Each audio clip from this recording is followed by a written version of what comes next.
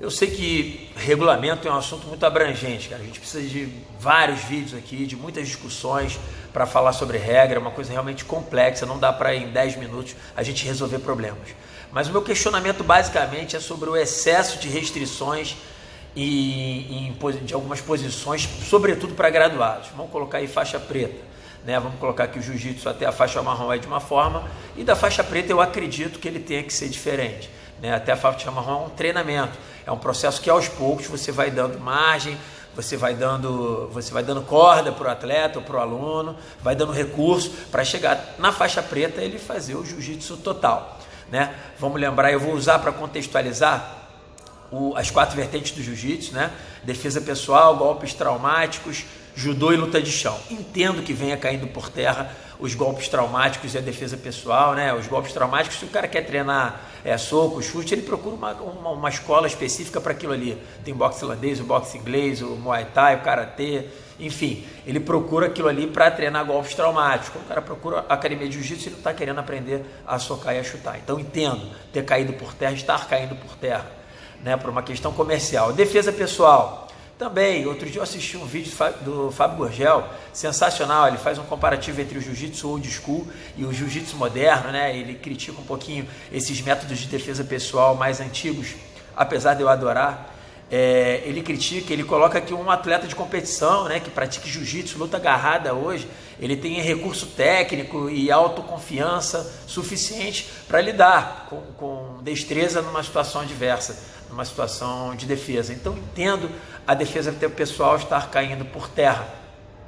O judô também, cada vez menos também. O cara que quer treinar judô, ele entra na academia de judô, na academia de wrestling, né, numa escola de wrestling, mas o jiu-jitsu é realmente luta de chão, é o que está sobrando.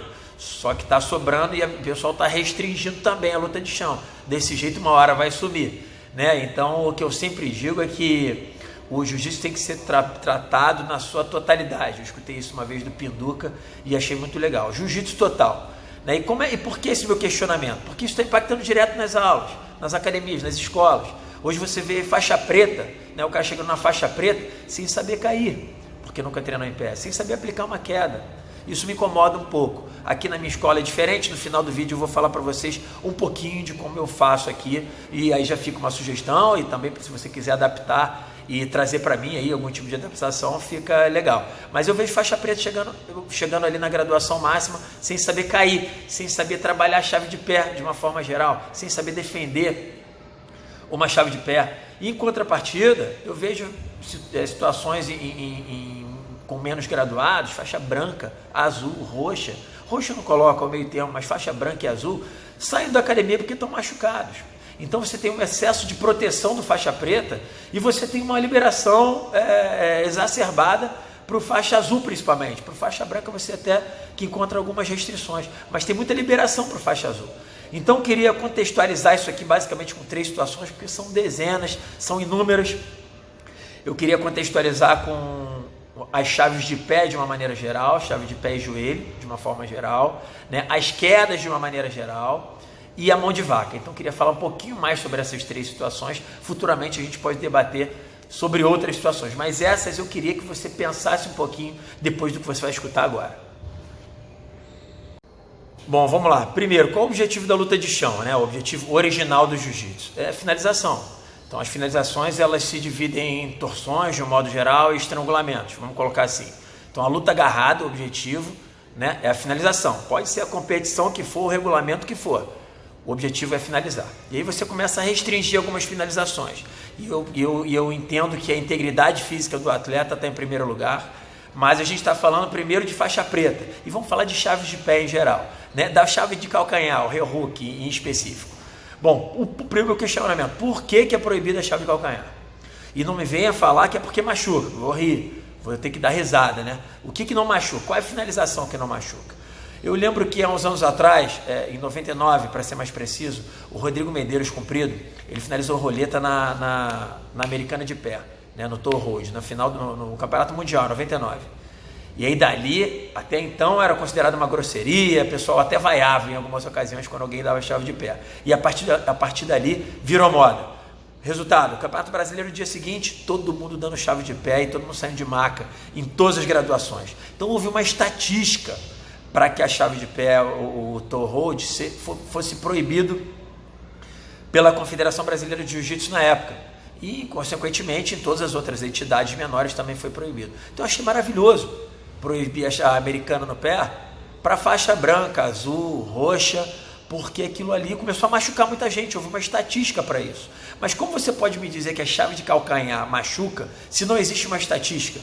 Se não aconteceu de uma série de atletas começarem a se machucar, você tem alguns eventos sem kimono, a DCC, né, e alguns eventos norte-americanos, você tem o próprio MMA, que dá para citar como exemplo aqui, que tem bastante chave de calcanhar. E eu não sei de história de alguém que se aposentou porque machucou o calcanhar ou o joelho de forma permanente, para sempre. Então você não tem uma estatística para dizer que machuca mais do que um leg lock. Você não tem estatística para dizer que machuca mais que uma americana de pé. Então eu sou a favor de algumas restrições, né?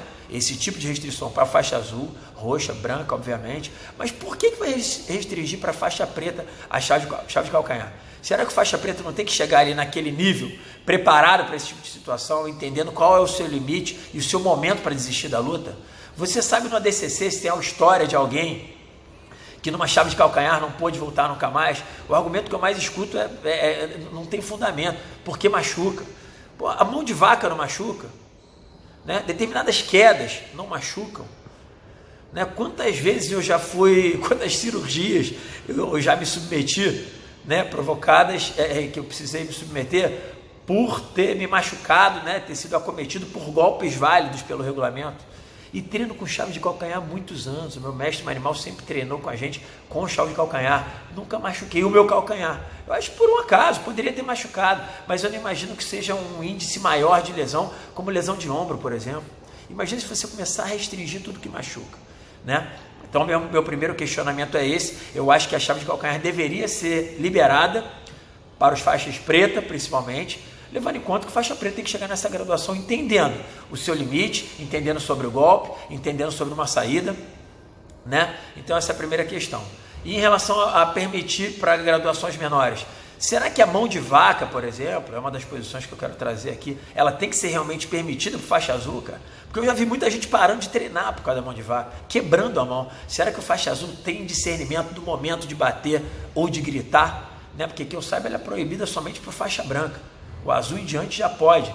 Então fica uma coisa meio desproporcional, né? Meio incoerente a questão da proibição de certas posições para faixa preta e a liberação de outras para atletas menos graduados. E aí, como falei anteriormente, isso impacta direto na academia, né? Acaba que vem muito aluno menos graduado sendo machucado e tem gente faixa preta chegando lá no final da jornada, no início da próxima jornada, da principal, né? Que é a preta, sem saber aplicar aquilo ali.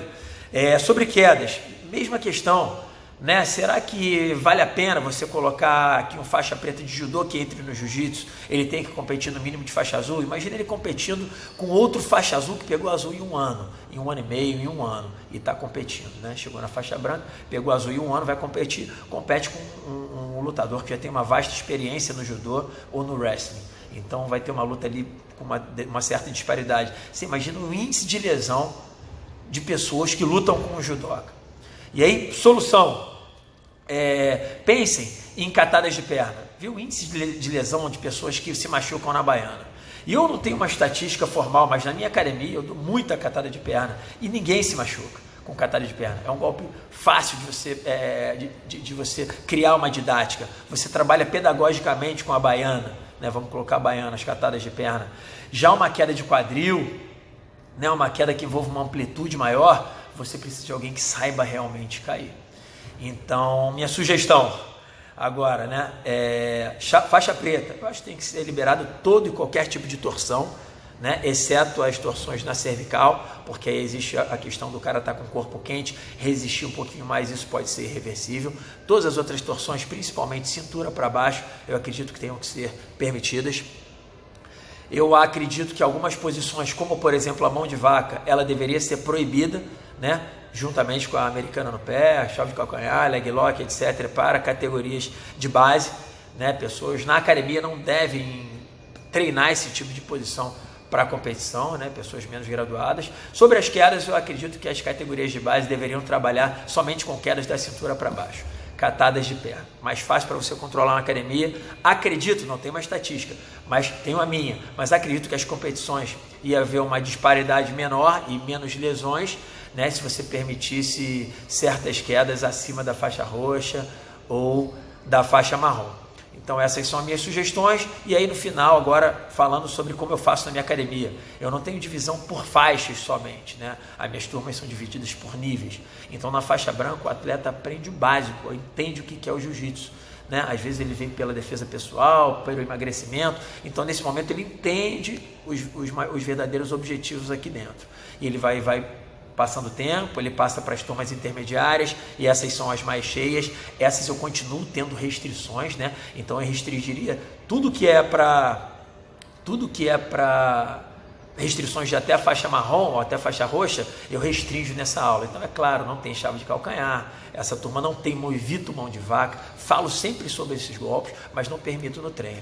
E quando o cara passa para a turma avançada, seja ele qual for a graduação, né? A turma avançada são os competidores e são os graduados que querem, não são competidores, mas querem treinar um jiu-jitsu um pouco mais forte, tem essa gente também.